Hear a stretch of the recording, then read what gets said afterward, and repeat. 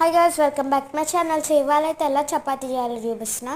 So మనకు ఇలా first మనం బాయిల్ చేసుకోవాలన్నమాట. ఆ తర్వాత ఒక అంటే రుద్దేది ఉంటుంది కదా, లైక్ స్టిక్ అని, దాంట్లో రుద్దుకోవాలి. కానీ కొద్దిగా సర్క్యులర్గా ఫ్లాట్గా రుద్దుకోవాలి గైస్. ఇప్పుడు నేను రుద్దుతున్నాను చూడండి. ఇప్పుడు ఫ్లాట్గా రుద్దేశాక కొంచెం మళ్ళీ కొద్దిగా పౌడర్ వేసుకోవాలి. ఎందుకంటే కొద్దిగా డ్రై అవ్వడానికి